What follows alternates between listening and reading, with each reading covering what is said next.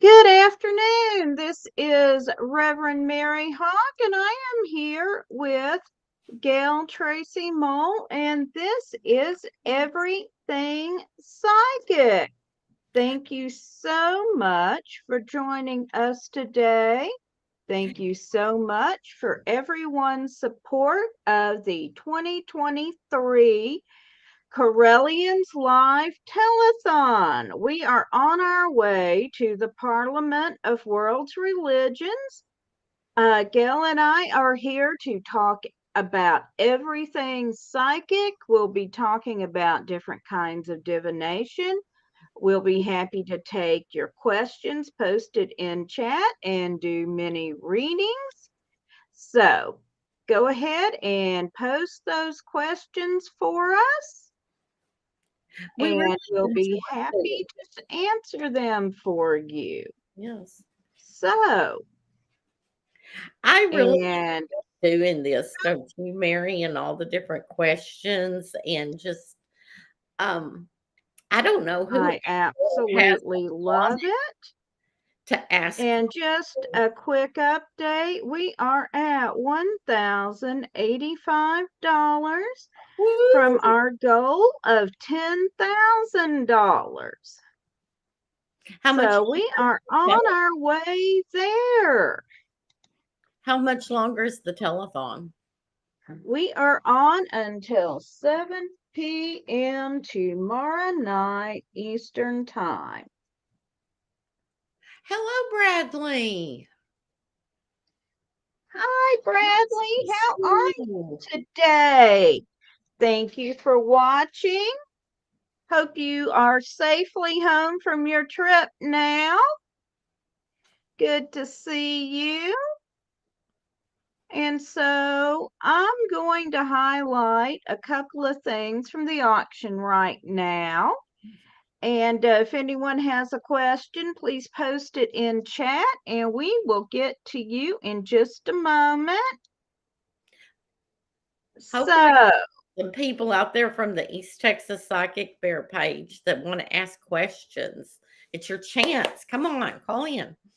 come on, ask your question. And the first thing I'm going to point out here is you have an opportunity for a 15-minute tarot reading with uh, the Most Reverend Phoenix Coffin Williams, who is the first priest regent of the Correllian nativist tradition. And this is a rare opportunity. So please go ahead and take advantage of that. We've also got several other readers. We have book a reading with Apu Adman Agma, and Apu is offering Luntiang Agma Natural, or I'm sorry, Lutnick Philippine Divination, or Tawa Spiritual Diagnosis. So these are Filipino spiritual traditions. So this is a rare opportunity for a type of reading you do not normally get. We also have readings with Brian Ellicott.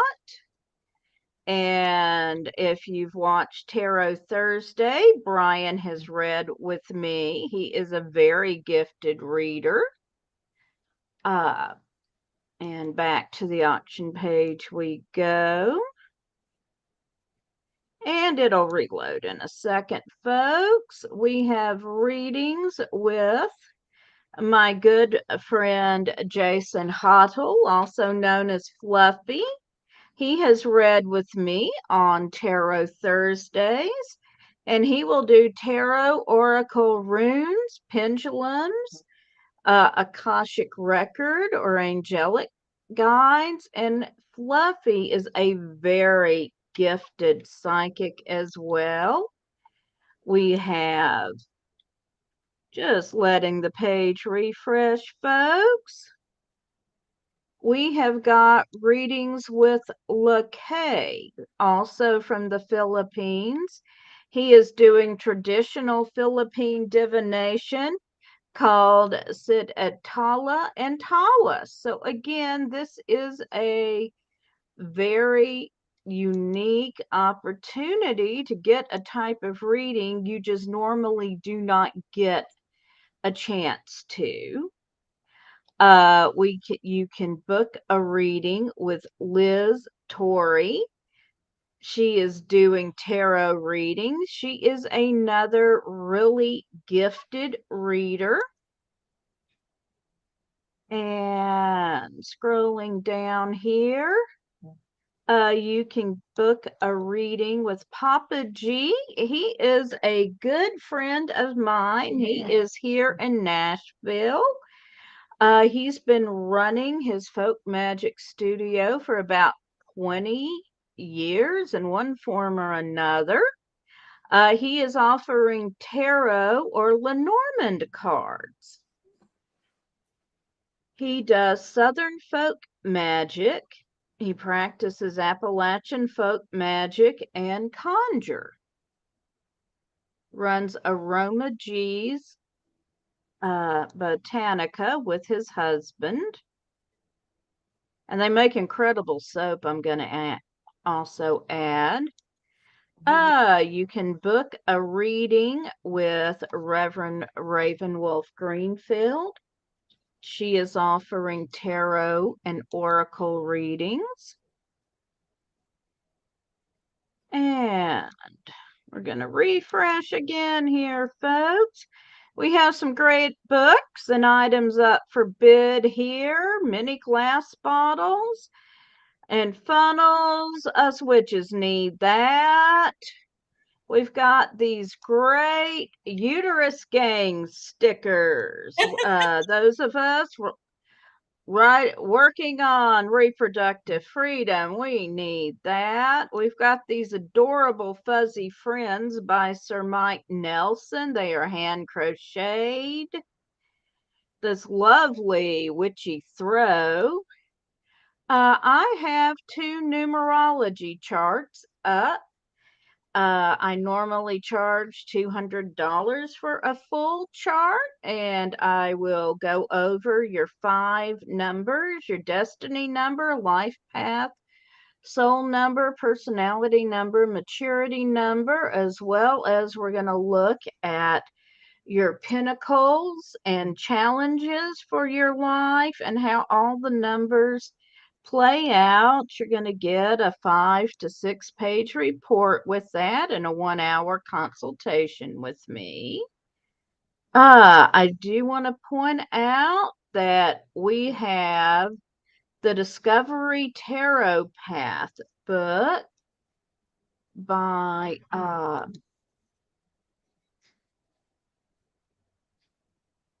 Reverend Stephanie Leon Neal. She is the first priestess and chancellor of the Correllian tradition, and she will be signing this book. And we don't have any bids on this one yet. And somehow I got on the wrong page. Back to this one. We have several other great. Yes, Gayle. Magic just joined us as well. So thank you for joining us. He's been on Hi, Magic. Thanks for joining us. And I want to point out one more book that we are offering in the auction, also by Lady Stephanie. And that is the Teacup Oracle. So if you are interested in learning to read tea leaves, you can get a signed copy of her book. And no one has bid on this yet. So hop in there and bid, folks. So where is the link to go and look at the shop, Mary? Where can they find that? I am about to post links in the chat. So in order to bid, thank you, Magic, you will go to this link to bid or do a buy now. Some of the offerings are buy now. If you wish to just donate, you will go to this link. Book. I have never read tea leaves. That is interesting. And here is the link if you would like to just donate. And there goes my faithful hound, Hella. Hi, Mary. Good to see you. And we are going to the Parliament of World's Religions because it's important to have a pagan presence there. We need representation. I'm looking forward to it because I've always had an interest in world's religions. Used to get in trouble as a child for reading about anything but Christianity. And I'm really looking forward to a chance to speak with people from many different faiths. But it's also important to be sure that pagans have a seat at this table. And so we're And raising money for the Sacred Order of the Paladins to cover living expenses while we're there. And so, what were you going to say, Gail? I think I cut you off. I'm sorry. that's okay. You had to get in all the things about the telethon. Uh, I do think that it is important to have a presence at such organizations, though. Quite often, pagans are overlooked, and they really do a lot of good out in the world. We have been looking here locally because I run a local event, the uh, East Texas Psychic Fair, and we've been looking for an organization to work with, a nonprofit. I mean, children, pets, the food bank, all of them just are like, oh, they don't know what to do with us. So Mm-hmm. it's important for pagans to step up and step out and show that we do things just like other communities. It is. I Now, mean, with Nashville Pagan Pride Day, we have always worked with Second Harvest Food Bank.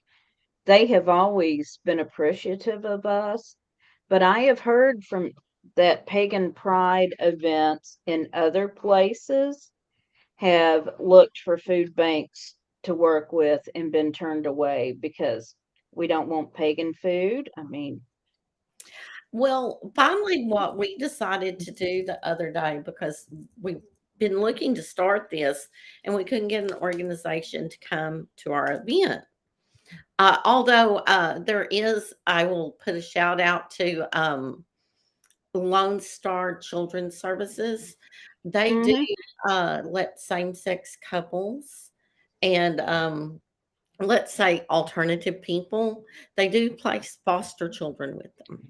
Good for them. And Yes, let's yes. point out that there are foster children who are LGBTQ. Absolutely. So, we just haven't got a chance to work with them yet because they're really busy people. But um, as far as like doing the food bank and the other things, what we did the other day is we just called them and told them we're going to do a food drive and we're going to come and donate food to you. We're the East Texas Psychic Fair. And they're like, okay. But, they need to learn that there's people. Exactly. uh, Besides, I promise you, if somebody is trying to figure out how to feed their kids, They don't care where it came from. they don't care where it came from. No, They but do not. I think that it's an important message out there for the people that are watching and that'll watch the replay of this, that, don't take no for an answer, because you are that face in your community. Exactly. You are the person. And I am a firm believer in leading by example. Mm-hmm. And if we want to Exactly. be more accepted, we have to go to things like the Conference of World Religions. You have to show up at the food bank and say, "Oh no, I'm with such and such." Here. Right. We do. It's important. It is It important. is very important. And now we're going to talk about psychic stuff because that's what we're here to do. That's what me and you do whenever we get on here together. Yes, we do. And so here's your basic pendulum. Now, the cool thing about pendulums is, well, I've got a nice one.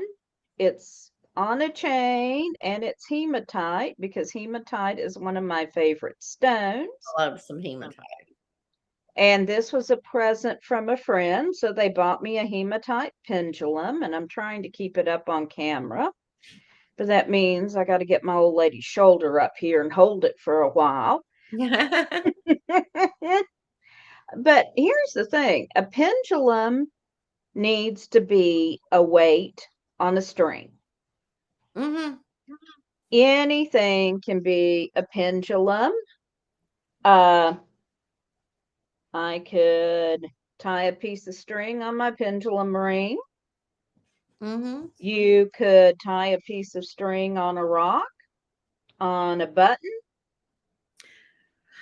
I All you need to make your basic pendulum is you need something that can swing and is about, it's long enough to swing freely. I'm no good at eyeballing length. I think it's about 8 inches, but I'm not sure. I I never measured say it. about 6, depending, 6 to 8. Um, Okay, Peanut Gallery. My sister is off screen laughing at me because I'm not sure how long my pendulum is. You I would can also probably hear the giggle. natural substances. I mean, you can use something else for a pendulum in a pinch. I have used my keys, my car keys. Mhm. I have. Anything will work. If it's something you've got a connection with, it's better. And I have a strong connection with this pendulum because I've had it for about 15 years now. You see, they decide to take off and leave me.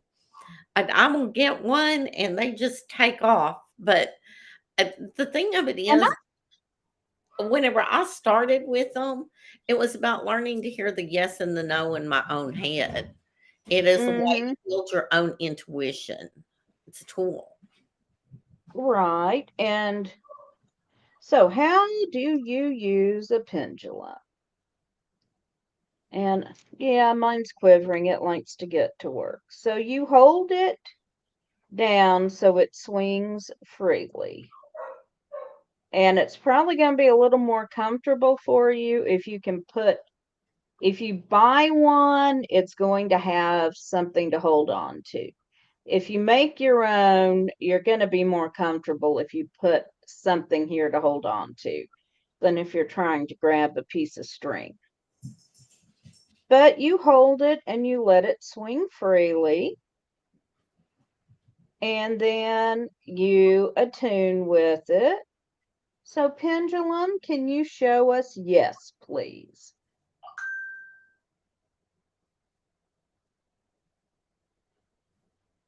So, generally, back and forth is yes. Thank you. You can stop now. And pendulum, can you show us no, please? And that can be different for different people. It's what you envision in your head and what you and pendulum agree on as your yes Mm-hmm. or your no. For instance, my yes is a Thank you. circle and my no is back and forth. Okay, So pendulum, thank you. And can you show me? I don't know or I can't answer, please. And I get a great big circle for that. Thank you. Mhm. So the drawback to working with the pendulum is you're playing 20 questions. It is, and I don't know how you feel about this. People ask me, "Well, how does the pendulum work? Why does that work?"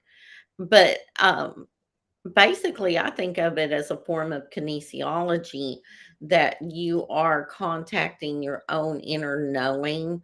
Other people talk about muscle testing. I don't know if you've ever seen people muscle test. I think that the pendulum is just an extension of that.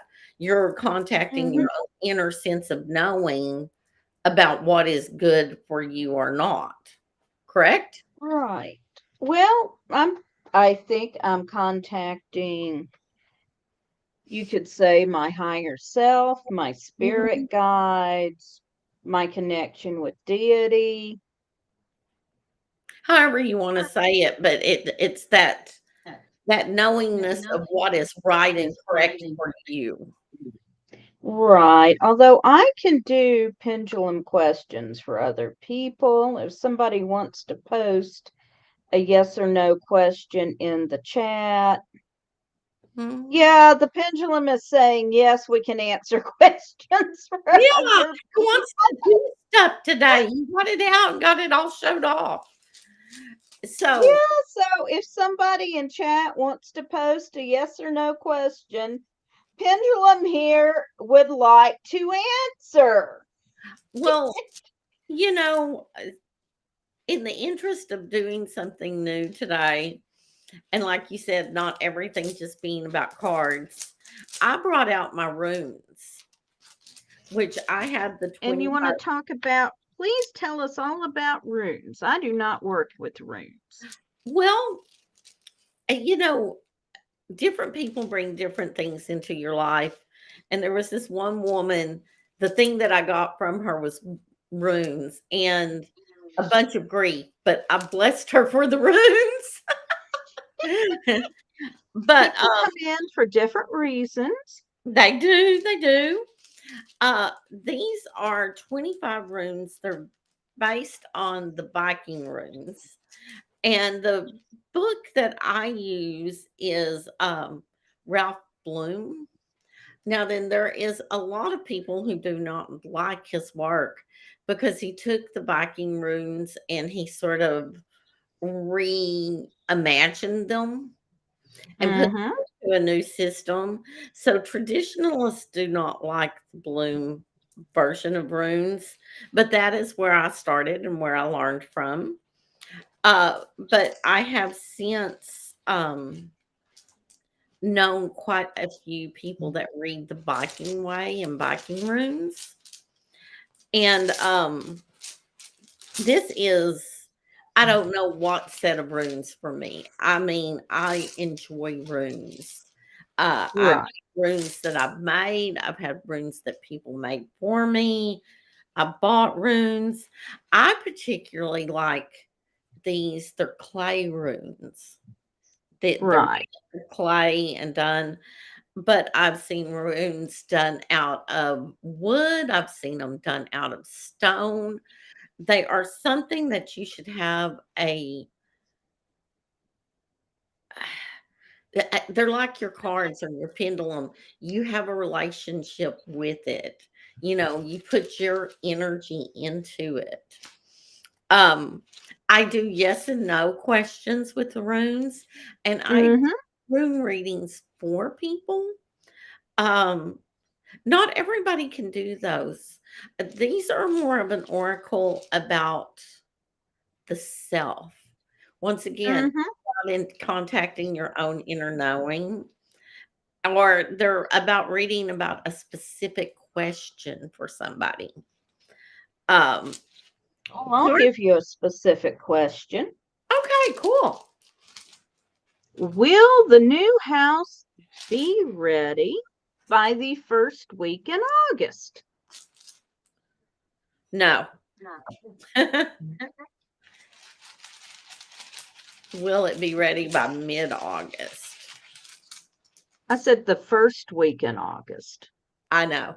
It's not going to quite get the first week in August. By mid-August, it'll be done. It might be just a tiny bit late. That's what my runes say. A tiny bit. Maybe by about Mid-August. mid-August. So don't get in a rush because everything takes a little while, especially with construction and houses and moving vans and all the things. All right. I think Mid-August. you'll enjoy your house. All right. I've still got to be out of the current house by August 5th, but okay. Well, we will see. You know, I recently moved and Mary is moving. And, you know, whenever you're young, it's like, oh, you get some friends, you buy them some pizza, you know, you put everything in the back of the pickup or you rent a U-Haul and you're done in an afternoon. Whenever you get to be me and Mary's age, it's like, it seems like it takes months to move. More stuff Thank you, Kai. is gonna Kai is gonna magic to make sure Mary and family doesn't have to live in a hotel. Thank you, I bet Kai. Mary and family will be perfectly fine. They've got really nice people to work with on buying their house. So it is going to be just absolutely It's going to work out fine. it will work out fabulous. Does anyone else have a question? We are here to answer questions. We can take your personal question if you've got a question about divination, anything psychic. If you have a story to tell, I'll borrow one from Lord Don. He was invited on a radio show to discuss the pros and cons of Ouija boards. Hmm. And he was taking the pro position with the idea that a Ouija board is a tool to connect to spirit as Mhm. long as you use it correctly. Yes. And he was explaining his position, and then it was time for the con person to speak. And the guy starts out with, well, I know of a bunch of drunk frat boys who took a Ouija board to a cemetery. This already sounds like a bad sci-fi movie. Okay. And like, well, any story that starts out with there were a bunch of drunk frat boys Yeah. is not going to end well. I remember my college days. I remember coming in and finding three drunk frat boys leaned up against the door to my dorm, like, are you guys okay? We're looking for this girl. She said she'd meet us here. Do you know her? What's her name? We don't remember. Well, I'm sure she'll be along in a minute. In fast before they follow me. Okay. And let's see, Elizabeth, or actually that's Lilith, says, I love divination tarot, but I do it too little to remember my cards constantly. Well, there is a lot of memorization to learning tarot, and it's a combo of memorization and also learning what the card means uh, on a personal level because it's a little bit right. of both. Uh, if you're having a hard time memorizing your cards, a lot of people take the practice of doing one card a day. They And pull that is how I learn a new deck.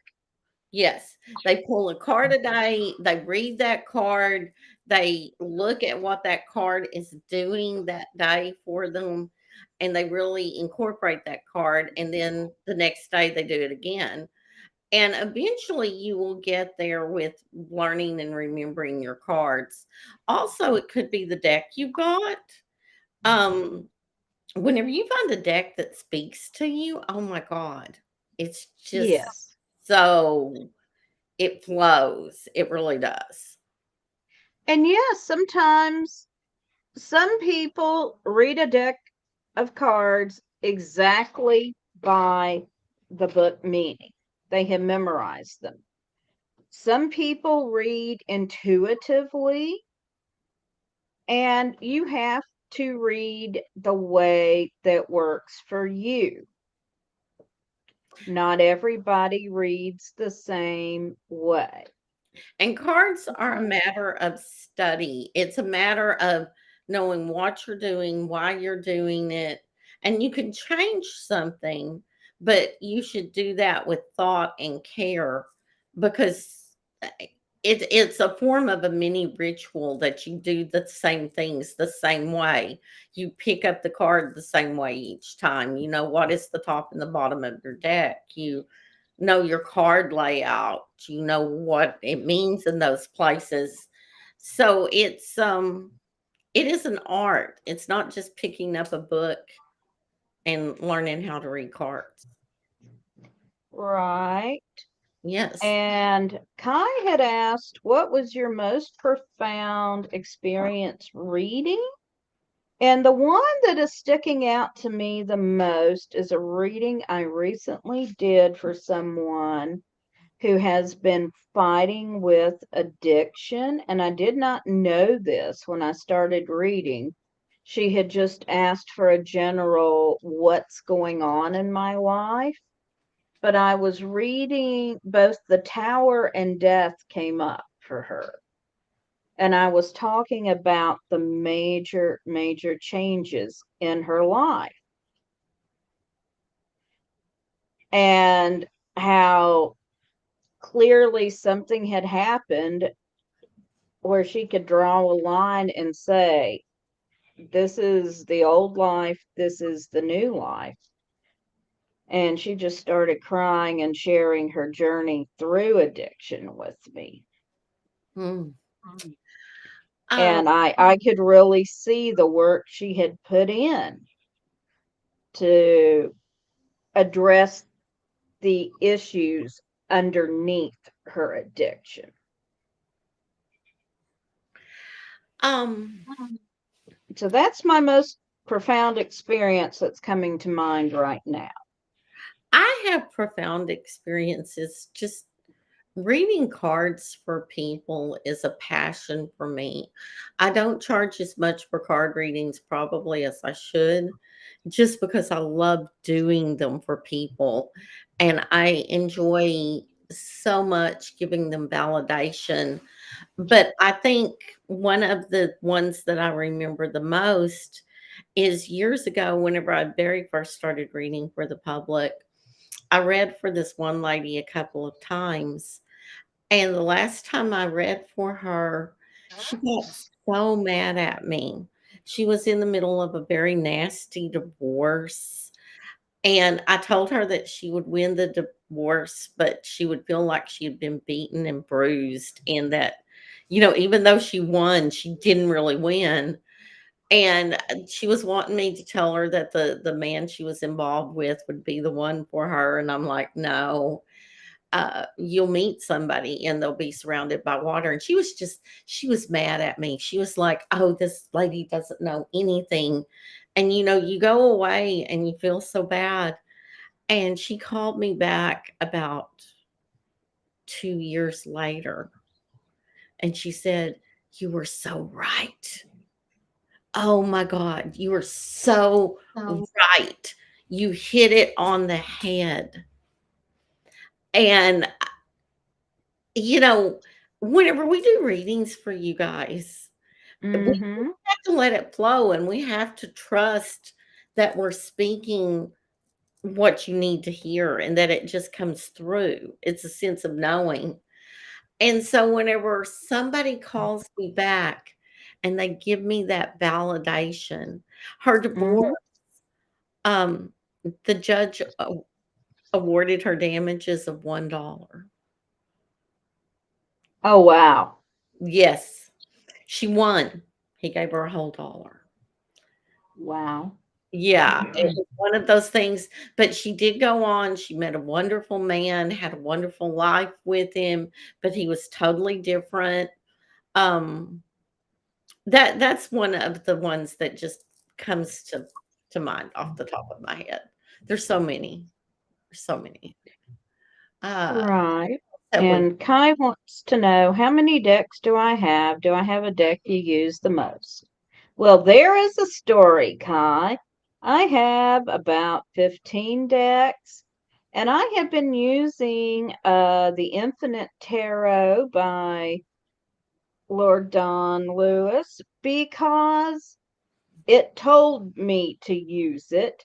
It hid my other decks from me. I've told this story before, but when I got that deck through the Kickstarter, I had started using it for my daily tarot readings, but it is an unusual deck. It has the fifth suit, the suit of lamps, and it has extra cards in the major arcana.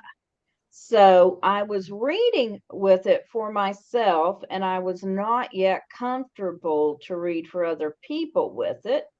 When I get a call from a friend that I read for, and she's just had a bomb dropped on her and she needs a reading, and she likes to be for me to read for her with the Rider Waite. So I go to the drawer where I keep my bag with all my decks of cards in it, and the bag is gone. And I'm like, what is going on here? Because I had this bag out reading for someone else about a week ago. And she's on the phone freaking out, and I can't find my bag. And I said, okay, I've got another deck I can read for you with. I might have to consult the book a little. It's similar to the Rider Waite, but not quite. And she's like, I just need a reading. So I read for her, and she wasn't happy with what I told her, but I was right. And I have been reading mostly with the Infinite Tarot after that because for quite a while it was the only deck I could find. And then I finally did find the other decks in their bag behind something. I had to go fishing for it with my cane to get to it. Cards are funny. They will hide themselves from you. I believe it was Elizabeth was saying she was a deck hoarder. I am such a deck hoarder. I have just at a guesstimate, I have about 40, 50 decks. Okay. Mm-hmm. And I've used all of them at one point in time. Um, I think that you use some more than others. I also think that decks are a gateway to learning. I don't know Mm-hmm. about you, Mary, but anytime I get a new deck, and I really start using it, it's sort of a level up thing for me. Right. Yeah. It is definitely a level up. I have at times given people a choice of decks, just which one do you like? Mhm. And Kai says she has 43. My hubby counted, LOL. Um, so learning a new deck always expands my own knowledge. And Kai is asking, when should a reader transition from free readings to friends and family to getting paid to offer readings? Well, I'd like to say when you feel comfortable, but that's not how it happened for me. My high priest was running Nashville Pagan Pride Day, and he was running a tarot fundraiser, and he said, I put you down. I'm like, I'm not ready to read for other people yet. Yes, you are. Be here with your decks at such and such time. But Um, but but you're ready. So yeah, I got drafted. you got drafted, huh? I Um, got drafted, but he was quite good at giving me a push when I needed a push. I was very lacking in self-confidence. Do you I know, have a deck that I have made? No, Mary, I do not have a deck that I have made. Yes, Kai, I got voluntold. um, how you transition to reading, and getting paid to read. You know, I have given away more readings than I've probably ever been paid for, because everybody knows you read. But how I think of it, it's an energy exchange. Okay. It's the same principle that we follow in Reiki. You are giving a service to them, you are giving them something, and they need to give you something back. So if you find that you're reading from people and you just feel drained, you feel like, they're taking and taking, you need to start charging because they're not respecting the craft and the wisdom of that. Mm-hmm. If it does not feel like it is an even exchange, then don't do it. Because people will get to where they use you for free readings and they suck you dry and you don't get anything back from it. Right. Now, And I do have a couple of friends that we exchange readings. Like the oh friend I mentioned who called me in an emergency needing a reading, she will read for me.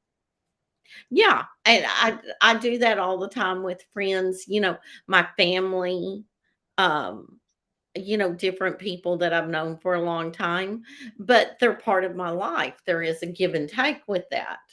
That's fine. But whenever you've got that person in your life that the only time they call you is because they want a free reading, mm, Mm-hmm. Yeah, yeah, yeah, you need to be done with that. Yeah. yeah. Either you charge or you don't, Yeah, you you cut just them off. very politely tell them, I am to a point in my practice where I'm starting to charge for readings, and it will be X number of dollars if you want me to read for you again.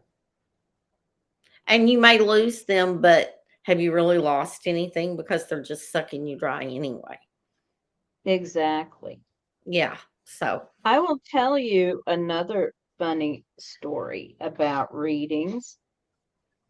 Uh, I was at my house. My husband was there, my daughter, and my sister. And a friend of mine popped in unexpectedly and asked me if I still have my magic cards.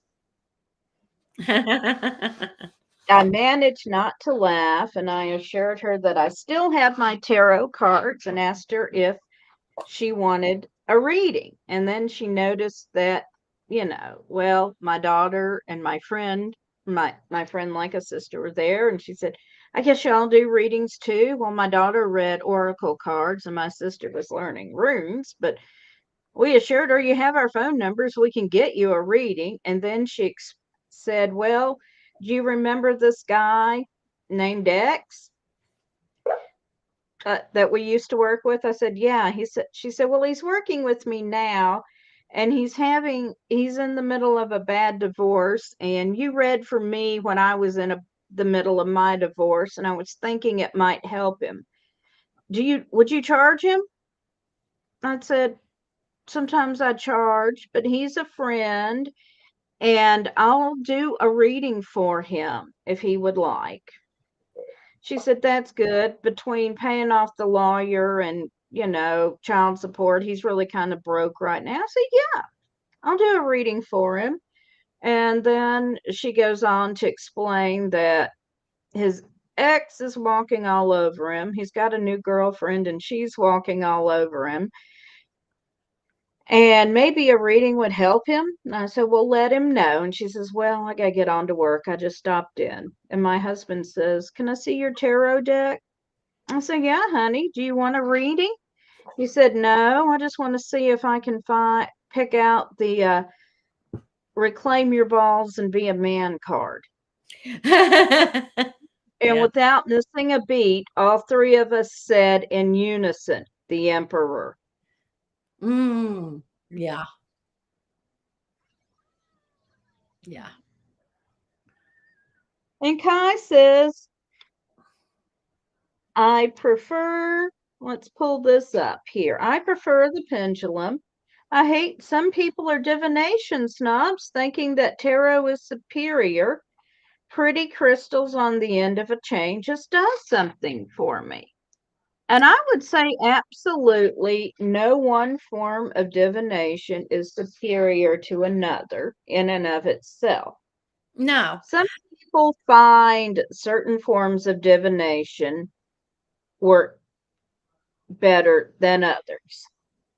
There's just some things you're drawn to more than others. Cards have always been my thing. Most people that do cards aren't really that big on astrology, I've noticed. Hmm. But now some people can cross over and do both. Uh, you get a lot of the same information. I had noticed that Elizabeth said that she's currently using the Wild Unknown. I love that deck. Oh, it is the most amazing, amazing deck. And Hmm. she had predicted a divorce 2 years ago, and it was her most memorable. Um, you know, it does something for you whenever you read and people tell you that you're right. I love the feedback. And sometimes, like the one lady, she told me, no, no, no, no, no, but then I'm right. Yeah, It's always good. We love hearing your stories. We love knowing whenever we did or didn't hit the mark. It makes right. We do. a difference. Yes, because We it's all really love hearing your stories. yes. If we didn't love a story, we wouldn't read cards, correct, Mary? Right. Yeah. Okay. The Rider Waite is the easiest for me to read after the decks of the Wild Unknown. I actually like to teach on the Rider Waite, Elizabeth, uh, just because most decks that are out there now somewhat mirror the Rider Waite. They may add a card or two, they may change the names, but for the Mhm. most part, um, Exactly. Rider Waite is sort of the ABCs of learning cards and decks. Right. Yeah. And most books written out there are written about the Rider Waite. Yeah, like I said, it's sort of the baseline for all of the others that follow. And I think most people, Elizabeth, start out reading some from the book and some from intuition. I personally very seldom read from the book anymore with any of my decks. Um, Right. I think that eventually you come to a point that you're comfortable enough that you don't have to have the book. To be honest with you, I don't know that I have to have cards to read for somebody anymore, but I tell people they're a cheat. They're a way into your energy system. And I Hmm. think people need the visual, Yes. and it's a click for me to cue up the words so that they come out. Right. And hello, Melanie. Thank you for joining us. And I'm going to talk a little about numerology. And numerology is the study of the vibrations you bring into this world with your date of birth and your name. And if anybody would like to post their date of birth, I will do a quick analysis that will give us your life path number And we'll also talk about how the day you were born on, the month you were born in, and the year you were born in affect you. If anybody wants to post that. Hello, Melanie. And yes, thank you, Elizabeth. I hope that that helped and clarified some things for you. And Melanie says, "Ooh, me." So I need your date of birth, Melanie. Hmm.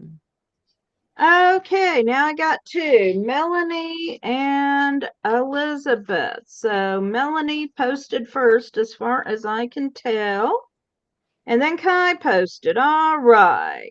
Well, look, Mary is doing numerology, and I know uh, I'm gonna do a little bit of her work of plugging the telethon here. I know that Mary has donated two numerology readings that are valued at $200 each. And you get a lot of information in those numerology readings. And can they bid on those on the site, Mary? Yes, please go bid on the full numerology readings on Give Butter, and I will post the link again.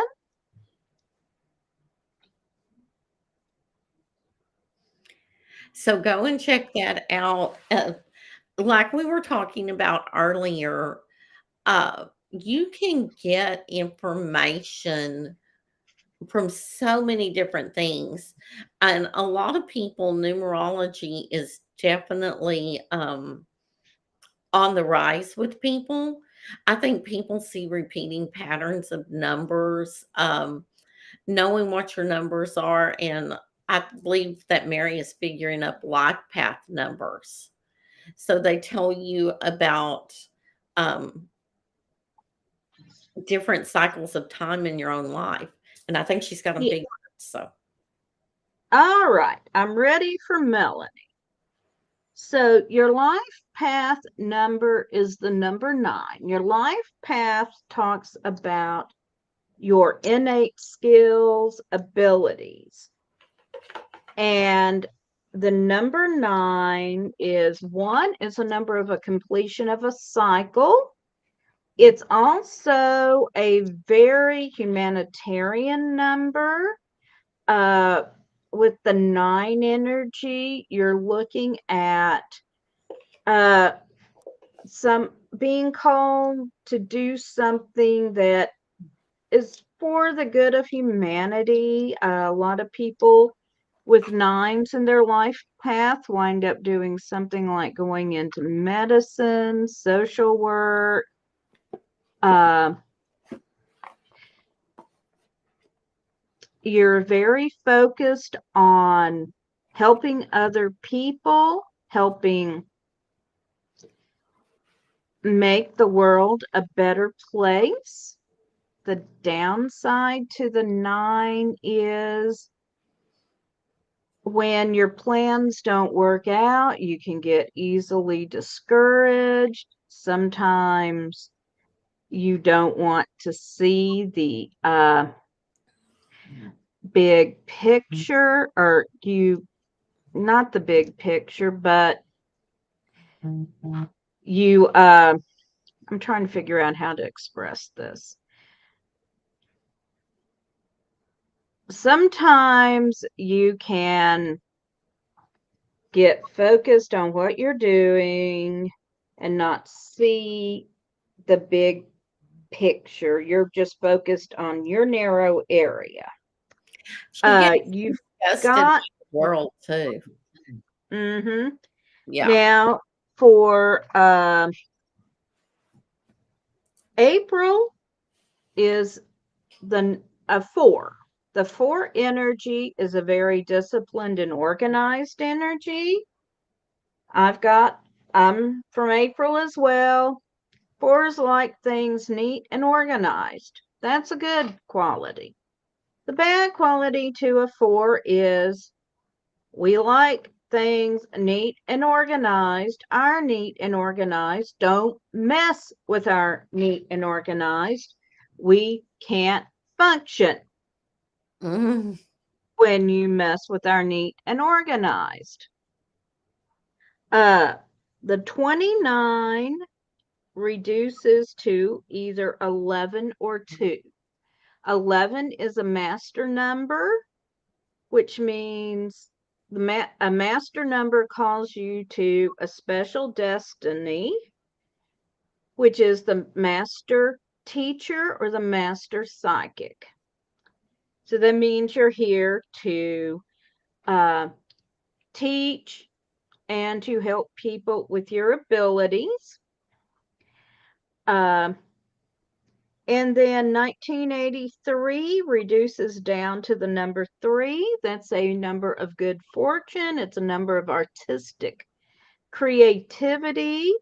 So I would say you probably have some artistic abilities. You're a writer, musician, painter, crafty person. The downside to that is you can be a little unfocused. So I hope that helps you. And now, that was Melanie, Lady Venix. And now, Elizabeth, I'm going to have to ask you to post it again because for some reason I can't scroll up in chat right now. Here, I've got Elizabeth. It's May 29th of 1979. 5/29, 1979. Okay. Yes, and Melanie liked that. She did. She thought that. Thank you. Give me just a moment to figure here. You know, Mary did mine and her life path numbers on air quite some time back. And we have the same numbers, but they're in different places. So we're very alike, but we mirror each other in different weird ways. We do.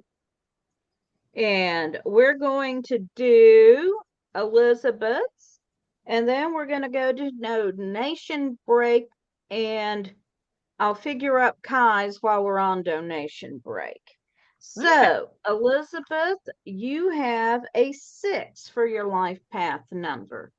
The 6 is a very loving, caring number. You're very focused on your family, on your friends. You are probably the glue that holds your social network together.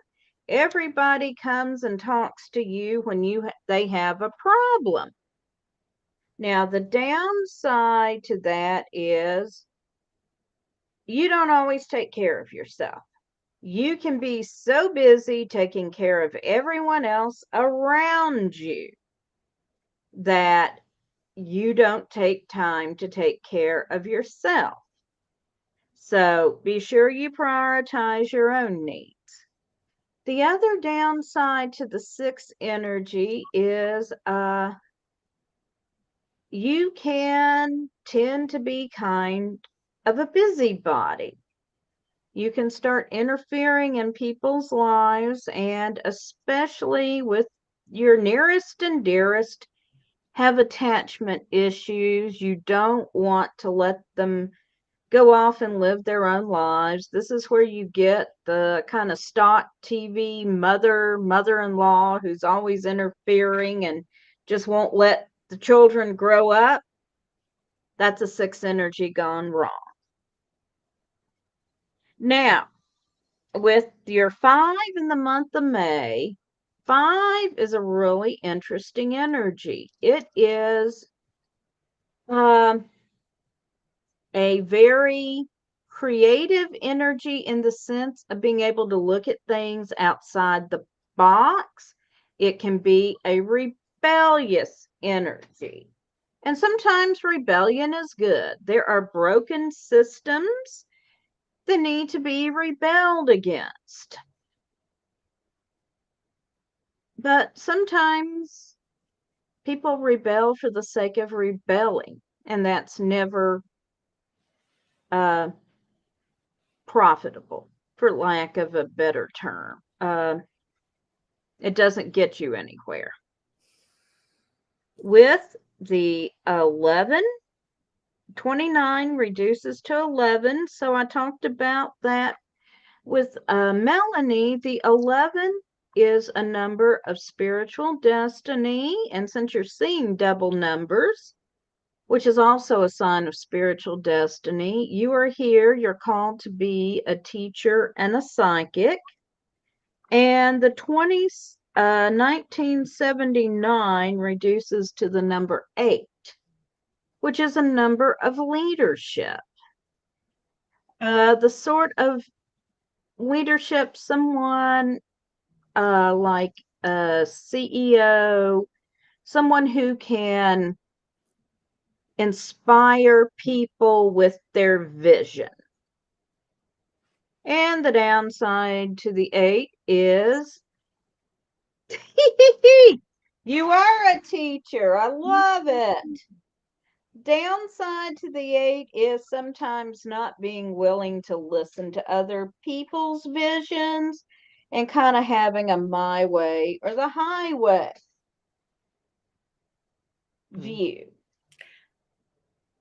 I pick up that you're not a mother, but there's a lot of kids in your life. And you may become a mother by alternate means. I bet you have a lot of kids that think of you as mother. Or you're their favorite auntie. Yes. All of those adopted kids that mother was not a good word for them, but they get that mother energy off of you. Yeah. Okay. And can you?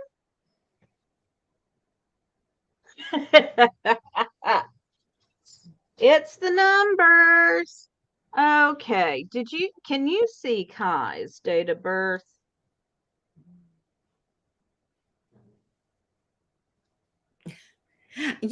Melanie, whenever you hear us talking about Elizabeth and you identify, often whenever we're doing readings for people, it seems like I know we'll talk about this at Psychic Fair, that everybody gets similar messages that day.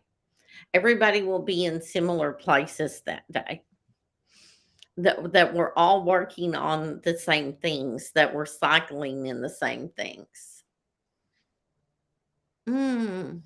Yep, this happens. Thank you, Kai. So we are going to go to a donation break video, and we will be back in about 5 minutes. And Kai, I will have yours. Maybe Yes, I can totally see that, Melanie. Oh, we will see you guys after the donation break. Maybe we'll do some rune readings after the You're watching donation. the 2023 Correllians Live Telethon. The team here would like to thank you for all of your support in assisting us in bringing a contingent of paladins to the Parliament of the World's Religions in Chicago, Illinois, August of this year. We are trying to raise $10,000 to assist with the basic needs of housing, food, and travel expenses. Here are some words from the members of the event team on why it is important that we reach that goal. One of the best things about Parliament is one of the best things that we need in our society, which is unity, compassion, and fellowship, which is something I'm extremely looking forward to. And I hope that this will be inspiration for the future in helping us to be more as one in a community. So join us, continue to join us. Thank you for sharing and liking our posts, and please continue to sponsor us. I'm Pam Kelly. I am a member of the Sacred Order of Paladins, and I am here to tell you about why are we doing a telethon and how you can help us. Well, let me show you. Let me show you what's in the future. This weekend, Friday, 5 p.m. on Eastern time, all the way till the 7th of May, which is Sunday at 7. We'll be doing 50 hours of magic and community, lots of shows, lots of guests. But what is it all for? Well, I'd love to show you about it rather than just tell you about it. We are planning to go to Chicago, the Parliament of the World's Religions. It's happening this August, and there's going to be leaders from all sorts of faiths there, as well as leaders from both the Correllian tradition. Circle Sanctuary will be there, and it's the place to be. And it's a place for us to be part of the conversation. This year, it's going to be a call to conscience, defending freedom and human rights, something that's very important to the pagan community, and also part of why we're paladins. We want to defend people, we want to protect people, and we want to be there to show a positive part of what we do as pagans. So please help us. This is happening in August, and we're trying to do what we can to raise money. And our biggest part of the campaign is this weekend. It is the road to the Parliament. So like I said, we'll be around all weekend long with lots of entertainment and shows and ways for community. So you're invited to be part of that. But also don't forget to donate if you can. The best way to donate, there's two ways, is to go to correllians.live/donate. And here are chances for you just to give an amount. And you can give credit to one of our paladins here, or none, just give it to all of us. We don't get the money, but it makes us feel nice. You know, we don't have a competition going on yet, but who knows? But it'll be friendly, obviously. The other way to do it is givebutter.com, givebutter.com/C/Correllians live. And here, not only can you donate, but you can get some more information on why we're doing this. Also, where you can watch this on Pagan World TV, on Roku, Magic TV on YouTube, or streaming live on the web at Correllians.live. And you can share this. This is a good thing too. You can share this link with other people. Not only does it give you the opportunity to donate, but here's where we have the option. We're going to have plenty of items to bid upon, and you can start the bidding on Friday.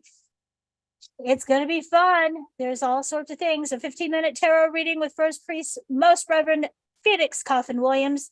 That's great. All these different readings here. Look at that chainmail pentacle wall hanging. Who would want that? I see a bidding war unrolling, unveiling, becoming a thing this weekend. A numerology chart. You know, I don't know if I should look at this right now. I can't bid yet, but we will be bidding all during the event. So please join us and please donate. We really would like to be at the Parliament here, manifesting vibes and support the paladins on our road to the Parliament. Thank you so much for listening and being part of this monumental effort and historical effort. So thank you. Blessings. From all of us here at the 2023 Correllians Live Telethon, we want to thank you again for your support. Please be sure to check out Divination Alley and get yourself a reading. Or check out our online auction that is overflowing with wonderful craft items, books, and services for sale. Remember, our goal is to raise $10,000, so please help us spread the word about the event, our cause, and be sure to stay tuned for more. So thank you all again, and may you all blessed be. Enjoy the telethon.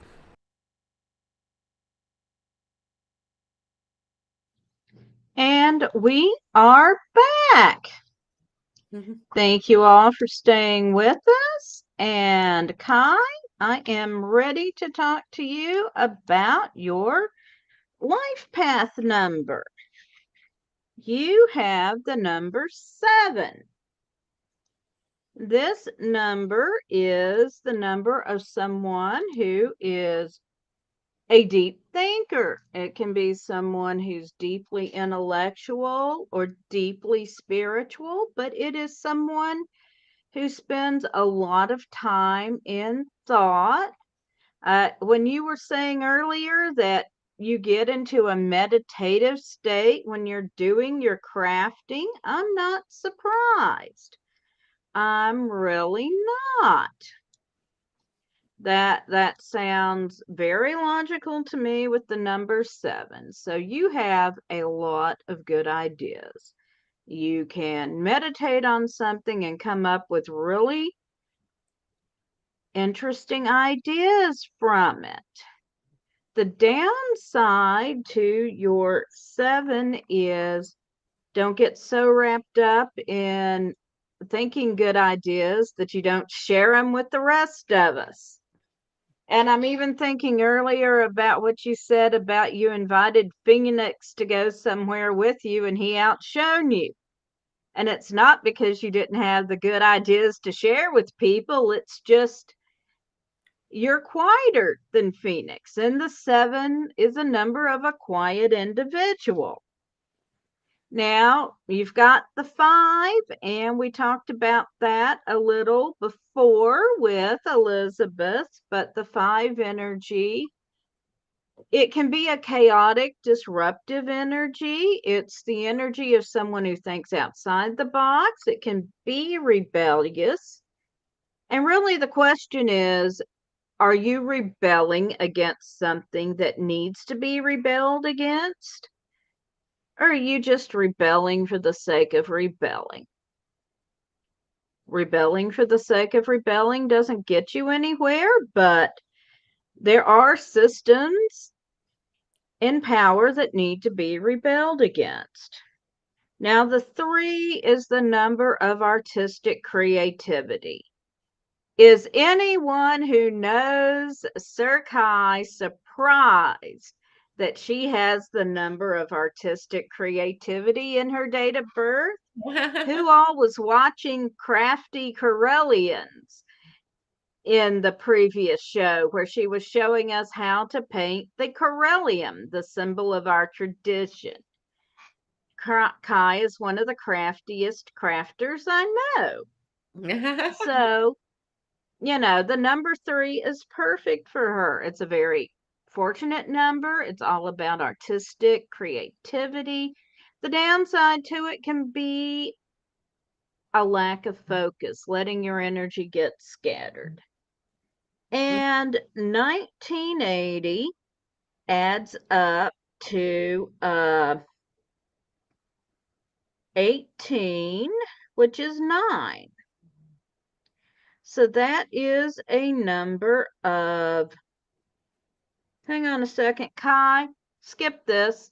I added wrong. Can you talk for a second, Gayle? I added wrong. A malfunction moment. This happens. I got a bit of a sinus headache going. Kai, you still with us, honey? Hopefully somebody is still there. I haven't seen anybody on our 9 people are watching us. All right. So we got 18. Right now is a really good time to ask a question if you have something. And I do not believe in stupid questions. Everybody needs information. Yes. So this is a really All good. right. Kai, your number is a 6, not a 7, which makes more sense for you because 6 is the number of family and always taking care of people. So you're always taking care of people. Everyone's calling you. I bet your kids' friends call you mama. Yes. Well, and we were talking about that with one of the others earlier, that their mom for a lot of different people. Right. And it's neat. And then we're not the same. Go ahead, Gayle. I'm sorry. I'm sorry. Go. Okay. And 1980 adds up to 9. 9 just takes your 6 to a higher level.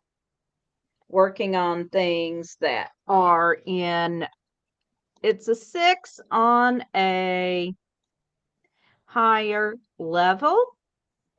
You're working not just taking care of your friends and family, you're also taking care of the whole world. And I do not know what is going on with me and chat. I cannot see it all here. So that's interesting.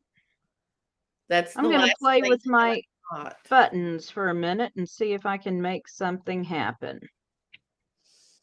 Sorry about getting I went down a rabbit hole there for a second.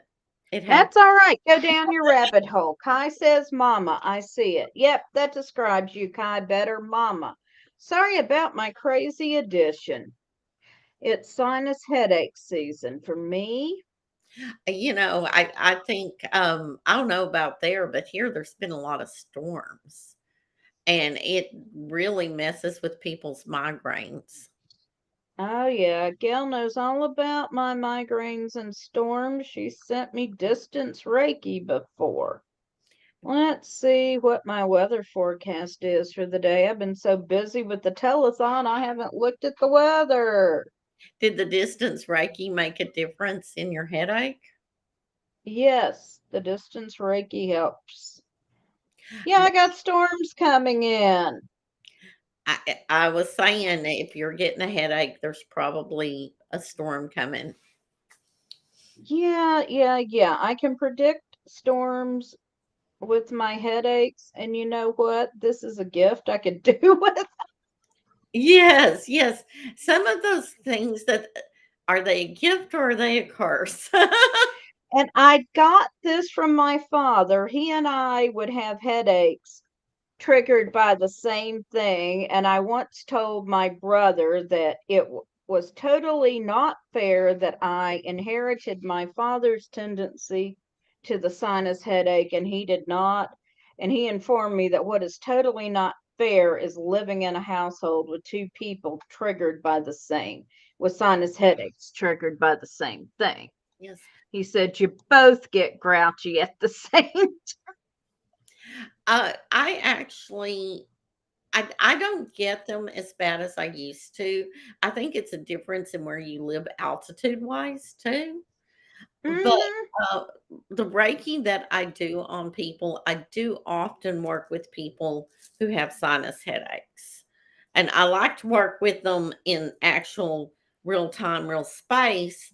But Mary and I are connected enough that I was able to help her remotely as well. And it makes a difference. Reiki is good for that particular. Mm-hmm.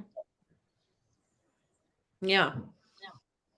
But that is not exactly Reiki is not a psychic thing per se, but I will tell you that knowing Reiki, learning Reiki, doing Reiki is a good container for your other practices.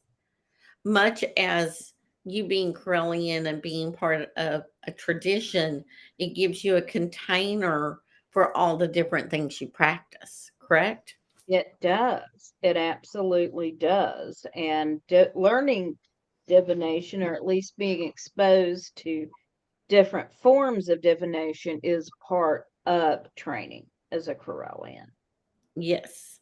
And it's people often ask where to start with a spiritual practice. Um,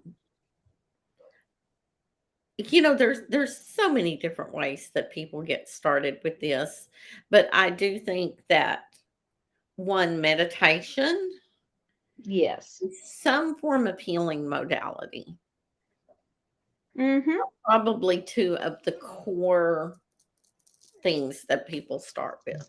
Hi, Elizabeth. Welcome back. I am glad you're back, Elizabeth. Thank you. Mary and I Thank just you. had each other to talk with. Of course, we can do that, but Yeah, okay. And we're still at $1,085. Can we get a donation, folks? Any amount helps.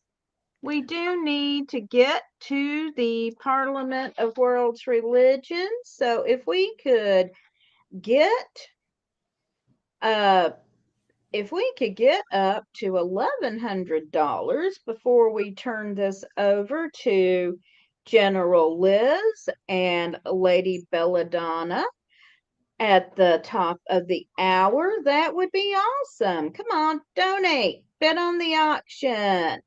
We need your help. And you know what? If you can't donate, if you could share this with your friends and ask them to donate, that would be great. And hey, if you're thinking, all I could spare this month is $5, we would love to have your $5 because remember this, if 100 people give us $5, that's $500. Yes. So And small donations we appreciate because they all add up. one of the things that people talk about is we were talking about charging money for readings, for instance, earlier. And there's people like, well, why should we donate? And why should we do these different things? Um, you're supporting part of your own spirituality. It is Mhm. an energy exchange. I mean, Mary doing this is a labor of love. Me taking time out of my Saturday afternoon is about us actually caring and giving back to our community. It is. And it's important for people to realize, if you want to see more of these things, if you want to see more people doing this, we have to learn how to be generous with each other. We do. And with the Parliament of World's Religions, it's important for us to show up as pagans and say, we are a world religion. We need a seat at this table. Do you have any statistics on how big paganism is in the US and in the world now? Since you do go to the Parliament of World Religions, do you have any idea? Well, it depends on who you ask, but let me get some statistics. I think that those would be interesting statistics for everybody that are out there.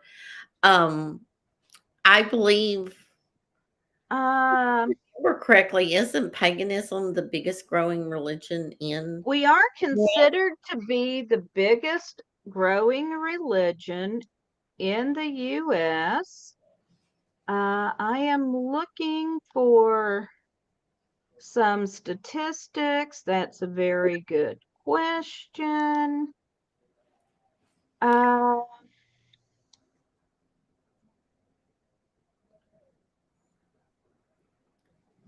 let's see here. Well, I've got a link saying that surveys show that over 1 million people in the US self-identify as witches or pagans, rather. I would have honestly thought it would have been higher by now. It just says, and it depends on who you're asking and how you ask the question. Well, that is absolutely true. But However, I know Oberon Zell has estimated the number of practicing pagans to be between 2 and 4 million, mhm. which seems reasonable to me and possibly a little low. It's gonna, like I said, it's gonna depend on exactly how you phrase the question, uh, and who you're including in that. I identify, if you asked me if I were pagan, I would say yes. If you asked me if I were Wiccan, I would say yes. If you asked me if I am heathen, I would say no. Although my son-in-law would say yes, he is heathen, and he would say no, he's not Wiccan. Exactly. So, but if you asked him if he were pagan, he would say yes. And a lot of people out in the world will look at you and ask if you're Wiccan. And Mm-hmm. if you tell them, no, I am pagan or traditional witchcraft, they will look at you and, well, what's the difference? Right. So, but I think 2 to 4 million active practitioners is a reasonable number and maybe a little low. I can't find the website right now, but I did have find a link once where an executive at Barnes and Nobles said that he believes that the people who would buy pagan books was about 10 million.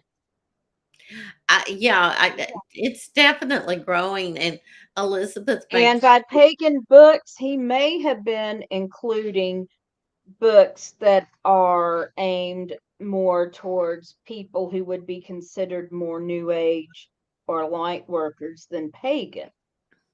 yes, in the New Age and the light worker will think that they're different. But this is a debate I have with several people in my life.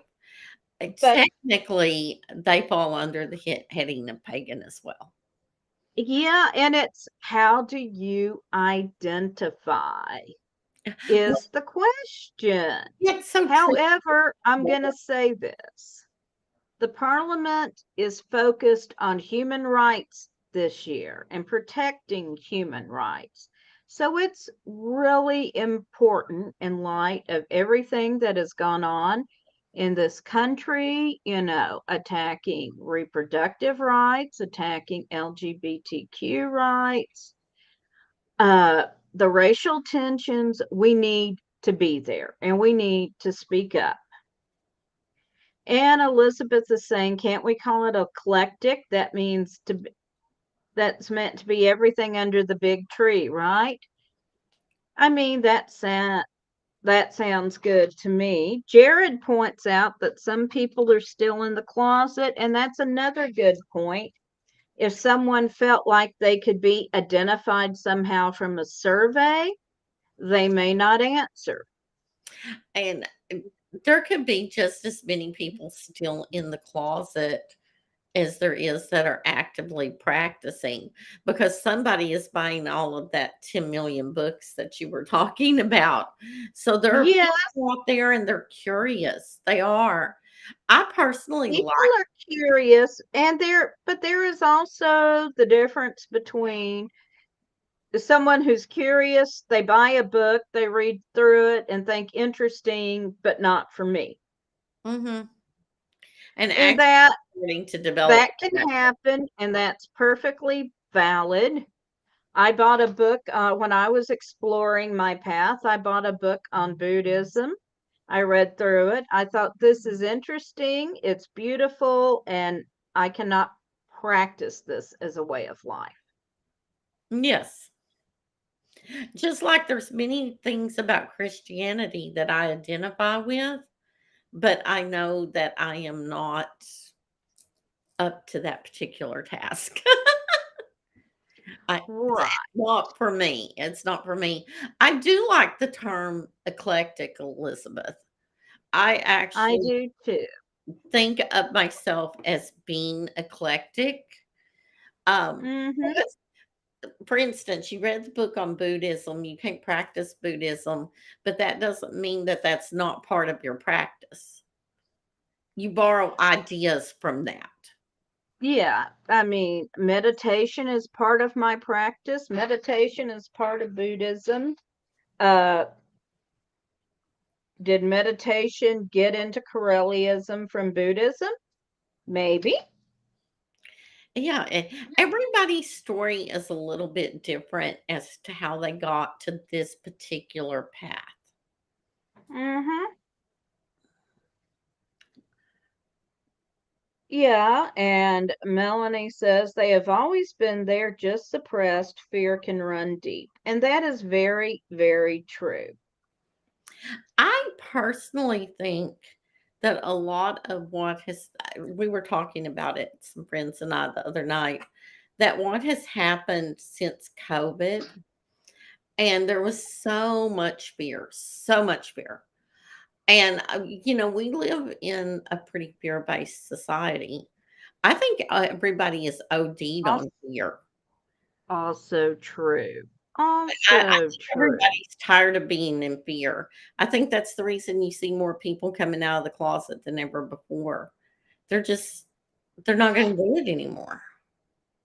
This is true. I personally started coming out of the closet because I got tired of hiding who I was. Yeah, my kids are older and I could. And yes, Melanie, sometimes it is very hard whenever you're confronted with questions. Mm-hmm. But Yes. I love getting the why don't you believe in God? Because I just answer, well, I do believe in God. Several actually. Which one did you want to discuss? yes, yeah. Whatever made you think I don't believe in God? Another good one is whenever somebody says they'll pray for you. Okay, I'll do a spell for you. I'll dance naked in the woods for you. Yes, yes. Mm. So it's good to think of these things before you're confronted with them, Melanie, because I think you need a few stock answers that sort of stop people in their tracks. And then you can gain some confidence. That's how I did it. Right. One of my best friends at one time had said, the light is one and the ways are many. And that's Now what that is I good. tell people. Yeah. And Kai says, I was dragging out of the closet by taking a leadership role in the community because I was told to put up or shut up when I had ideas to improve events. Mm-hmm. Yeah, when I had to take over for Pagan Pride Day because, well, my high priest that had done it had moved away. Someone else had taken over. It basically Pagan Pride Day was faltering, and it got to the point that clearly, if I didn't take it over, it was going to die. And I love Pagan Pride Day. So I took it over, and you had to agree to be a visible pagan. So I called a family meeting and told my husband and my daughter, and she was 18 or 19. All right, we're going to have to incorporate Pagan Pride Day, and we're going to use this. Our house is the address. We could get protesters in the front yard. Does anyone object? No one objected. And you go on from there. You know, Elizabeth said that she's having a hard time being taken seriously. Um, that comes with age and time, Elizabeth. Mm-hmm. For many, many, many years, my ex-husband's family, they would tell people, "Oh, you need to talk to Gayle about that." Now then she's odd, but her stuff really works. Okay? So I understand this feeling of you're the odd one, you're different, but your stuff Mm-hmm. really works. You know, you really get it, but they're not necessarily going to respect it because they don't know. And it just comes with time and age and standing your ground. It does. I'm definitely the odd one in my husband's family. We're now all the way to, we just don't discuss religion in front of Mary. Mm.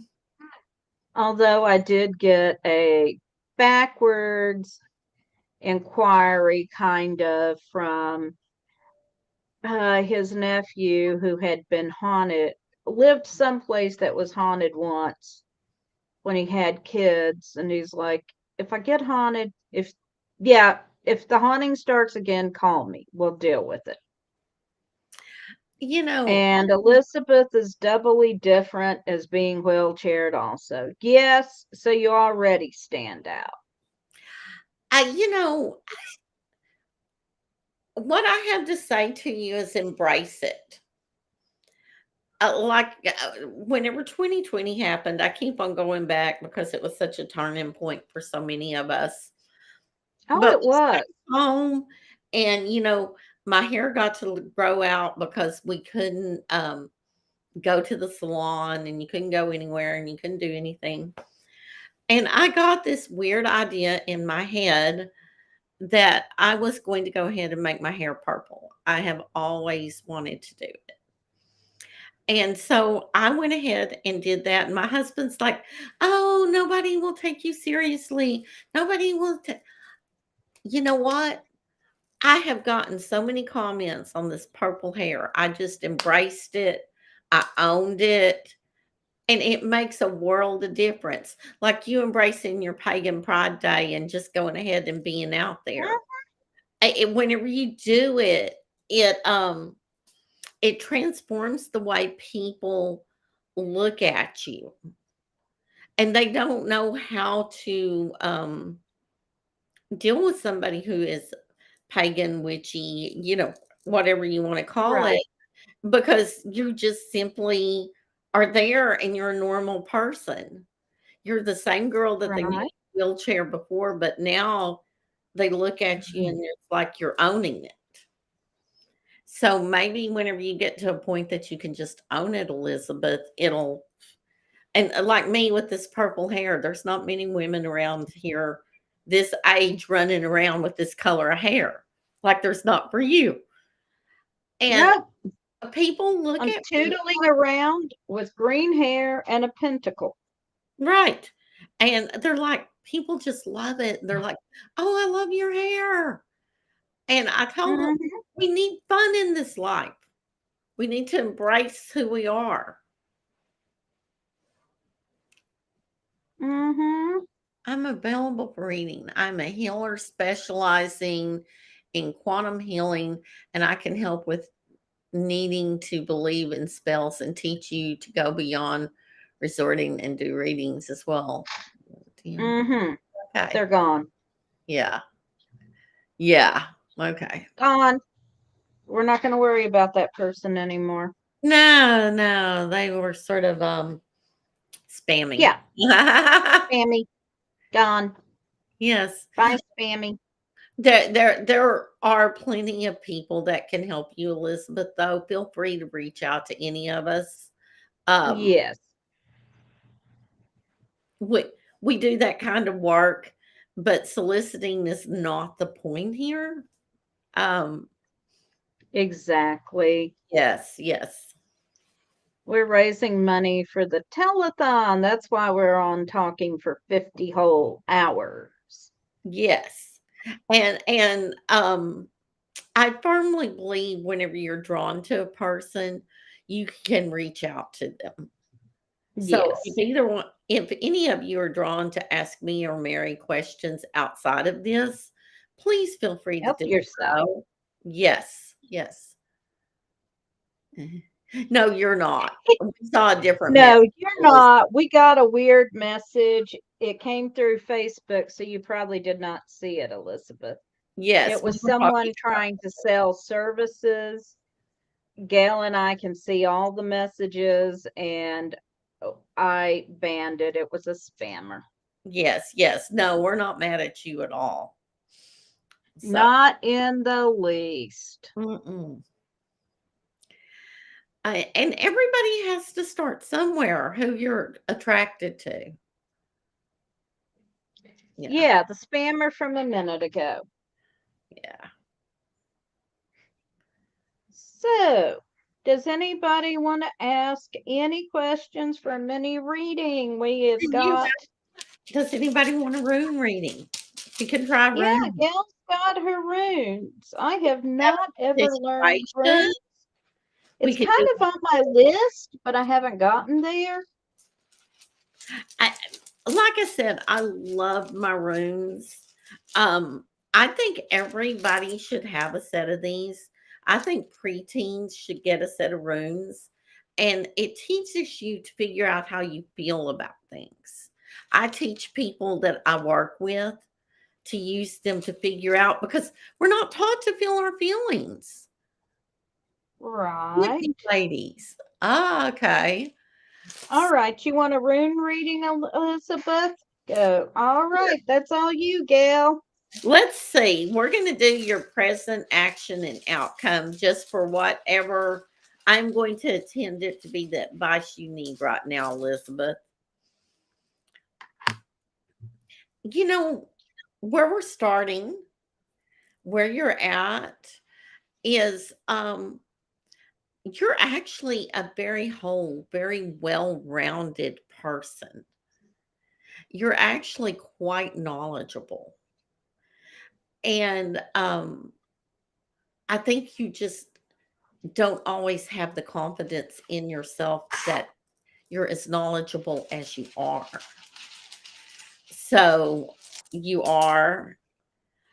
And the action you need to take is you need to move out of this idea of, no, I'm not that person. No, I'm not that good at what I do, that I can't do this. Okay. I'll do you in a second. Is that Michael or Michelle? Michael. Yes. But Elizabeth, you need to move into being okay with putting yourself out there. I mean, it's really about facing your fear. Look at it. What is the fear? And then go ahead and face it and say, what's the worst thing that could happen to me? Because Hi, this Brian. unknowable fear is just killing you. And it is unknowable where you're going from here. You're stepping into being a whole person, Elizabeth. You are amazing, girl. And I bet you everybody around you knows that you are amazing. You just have to own it. That's what I get for you. You have to own your own power and you will be fine. Okay, so a rune reading for Michael. I don't know if there's a particular thing you would like to know, Michael. There's a battle Michael is not wanting to fight. It's probably a self battle. Elizabeth. Hit a wall and I am getting hold of it. It comes with age, Elizabeth. It comes with age. It really does.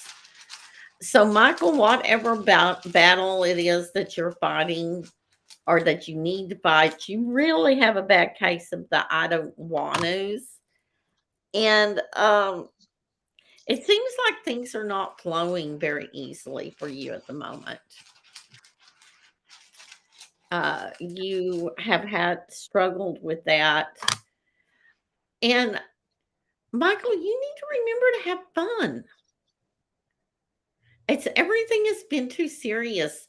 That's what's stealing your joy. That's what's getting you out of flow is you need to remember to have some fun. You need to remember that life is to be enjoyed. It's not about being so serious. And hopefully that hits you at the right time, Michael. I mean, that's just what I pulled for you.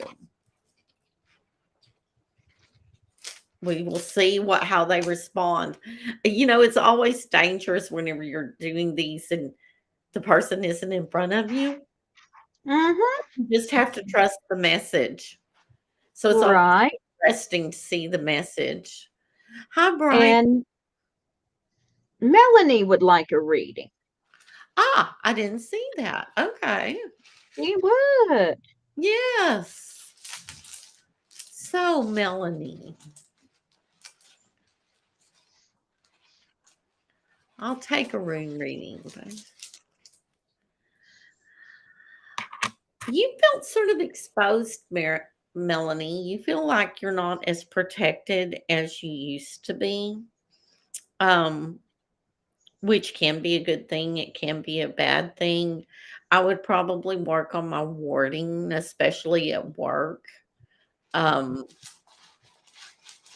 There's some things going on with that. No. I didn't turn that off. Also, Melanie, you are feeling like you're coming into a place of being very whole, of feeling very complete, of being in a good place. Oh, and Melanie says, OMG. And Michael said that helped. Good. So, Melanie, you like I said, you need to work on your words. You're feeling very whole, but it's not necessarily been an easy time. It's not going to be an easy time. You're releasing things and you're getting new things, and it's a bit bumpy as you're doing it. But overall, the things you're working on, I would say within a year, you can turn them around. Right now, you feel like you're losing yourself a little bit, but you'll get it back. You will, Melanie. Okay, Kay says yes. Melanie agreed with me completely. Yeah. I'm glad that I think you will get your mojo back within the year. And it's not that you've lost it, it's just you're restructuring. Kai Okay. says, OMG, Mike, did you see your Correllium? It's just about ready to go. Yay, Mike, and thank you for supporting us. Yes. And once more, I'm going to ask for donations, and I'm throwing the link in chat. We are still at $1,085 out of the $10,000 we are asking for. We are making progress, but please donate. And I'm going to throw up the link for the auction as well. And like I said, we have lots of beautiful items and some excellent readings available, including 2 full numerology charts by me. I am going to go and look at the tea leaf book after we get off. I saved the link so I can go and shop a little bit after we get off. But I'm very interested in tea leaves. That's something that I haven't ever tried. Yes, I have not tried tea leaf reading yet. It's another modality that's on my list I would love to learn. There's always more to learn, folks. There is always more to learn. And I think that's a lot about what Pagan World TV is about.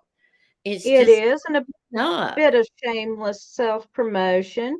You can see Gayle and I on Everything Psychic this month on Pagan World TV, Friday nights at 8 Central, 9 Eastern. We'll be on Friday, May 19th and May 26th. Yes, yes. Yes. And once again, we answer questions here, different types of divination. I think both of us just see it as a forum for people to ask their questions and to ask about their own practice and to help people get a little bit of confidence. That's exactly what we do. So we're coming up on our last donation break in a few minutes. So Melanie said that she was crying because it's so true. And you are so welcome for the reassurance. It's a powerful message whenever somebody who doesn't know you at all can pull that out of the ether. So that is a blessing. Thank you for sharing with me. Yes. And we're going to show this. Sir Kai does tasiography or tea reading. And she says that Reverend Steph's book is a good book for beginners. And by the way, Reverend Stephanie will be signing her books. That's so if you purchase any of Reverend Stephanie's books, and I think she's donated 4 in total, she will sign them for you. Yay. I actually intended to get a tea leaf book. So yes, do take a look at the tea leaf book. It's just something new and different. And I do not know whether I would ever read tea leaves for anybody or not. But I absolutely love tea. I am a Right. natural tea junkie, so maybe tea leaves is my next thing. Who knows? It certainly could be. It could be. It's an ancient form of divination. You know, that's a debate. What type of divination was first? That's an interesting, It is. yeah. Um, I can see how tea leaves would be an older form of divination. I also think that the runes are a very old form of divination. Runes would be an old form of divination. Probably something based on dice or something similar would be an old form. Yes, they talk about the casting of lots, and yeah. So Right. dice. And scrying. Would you consider scrying divination or something else, more spirit work? I think scrying is a form of divination. I mean, scrying can actually it's one of those things that sort of crosses a lot of boundaries. It does. Yeah, because you're also doing a lot of time work and a lot of portal work with that. I, Right. I would say scrying and a Ouija board are very similar. They are. Yeah. We They could do are a whole indeed. thing talking about Ouija boards. You started to tell the Ouija board story earlier. Yeah, I did tell the Ouija board story. Yes, yes. I have some stories with Ouija boards. Beth, my oldest daughter, uh, used to have two friends that they had a Ouija board, and she would go over and stay the night with them. And she said that because I had educated her, a Ouija board is a portal. It's not a game to be played, but her Hmm. treated it as a game. So she would wait until they had finished with it and everybody else had passed out. And then she would go and close the board and put it up before she would go to sleep in the room. Well, one of these girls, as she got older, she has messaged me and things still follow her that came through the Ouija board. As I said, it's a useful tool if you use it correctly. Yes, but it is not something that is a game for teenagers. It is not. It is not. And Melanie is sharing with us that she uses playing cards for readings because she finds tarot cards confusing. And cartomancy is, a valid form of divination. And with that, we are going to have to close and go to our final donation break. I want to thank everyone who has hung out with us. We've certainly had fun talking to you. Yeah. Gayle, thank you so much for joining me. As always, And we are, I enjoy you. I always enjoy working with you, and we are going to donation break. You're You're watching watching the 2023 Correllians Live Telethon. Telethon. The team The here team would here like would to like thank to you for thank you for all of your support in assisting us in bringing a contingent of paladins to the Parliament of the World's Religions in Chicago, Illinois, August of this year. We are trying to raise $10,000 to assist with the basic needs of housing, food, and travel expenses. Here are some words from the members of the event team on why it is important that we reach that goal. Hi, I'm Reverend Mary Hogg, and I am a member of the Sacred Order of the Paladins. Why are we going to the 2023 Parliament of World's Religions? Because representation matters. It's important that pagans be there to show that we are a growing tradition, that we are a viable religion, and we need to take our seat among other world religions. Hello, everybody. I am Reverend Sir Richard Donahue, also known as Cloud the Pagan Rapper, and I am a member of the Order of Paladins. Now, to help us send a contingent to the Parliament of World Religions, to me, means one thing: community. It's the idea of coming together with multiple faiths for common goals. And it is paramount for the pagan community to have a seat at that table. And I, for one, am very, very proud that we are afforded this opportunity to do so. But to do that, we do need your help. We're trying to raise $10,000 so that we can feed and house the contingency of paladins that will be going to the Parliament. And it's through your help that we're going to be able to get there and represent the community in the best possible way that we can. So please, smash that donate button, all right? Smash that donate button. You can go to Correllians.live to donate. And I want to thank you guys for taking part in the telethon, okay? Check out our auction. Get yourself a reading from Divinationality.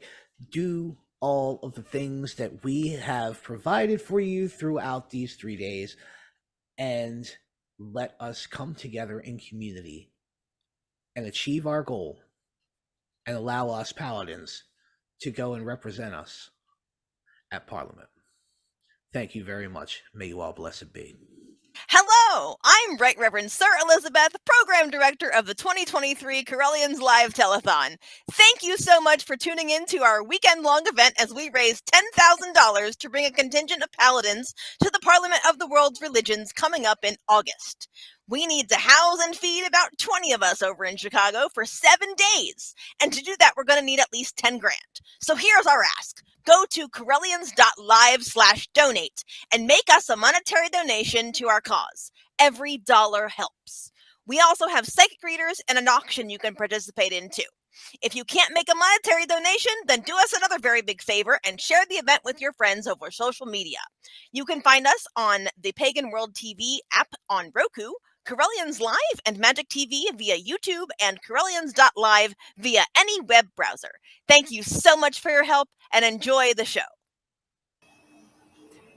At the Parliament of World Religions in 2023, I'm personally looking forward to broad exposure and deep engagement with various wisdom traditions from around the world, particularly as regards pressing issues from today and future goals for our human journey. I expect that I'll be able to incorporate much of the learning back into my own personal path, as well as share tangible insights back into the metaphysical and spiritual community that I work within. From all of us here at the 2023 Correllians Live Telethon, we want to thank you again for your support. Please be sure to check out Divination Alley and get yourself a reading. Or check out our online auction that is overflowing with wonderful craft items, books, and services for sale. Remember, our goal is to raise $10,000, so please help us spread the word about the event, our cause, and be sure to stay tuned for more.